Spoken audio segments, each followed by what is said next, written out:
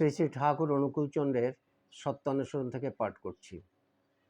অনুতাপ করো, কিন্তু স্মরণ রেখো যেন পুনরায় অনুতপ্ত হতে না হয়। যখনই তোমার কুকর্মের জন্য তুমি অনুতপ্ত হবে, তখনই পরমপিতা তোমাকে ক্ষমা করবেন।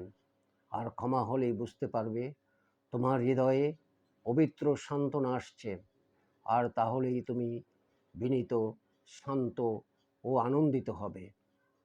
যে অনুতপ্ত হয়েও পুনরায় সেই প্রকার দুষ্কর্মে রত হয়, বুঝতে হবে অতি শীঘ্রই সে অত্যন্ত দুর্গতিতে পতিত হবে।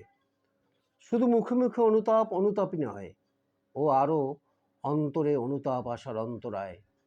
প্রকৃত অনুতাপ এলে তার সমস্ত লক্ষণেই অল্প বিস্তর প্রকাশ পায়। জয় গুরু।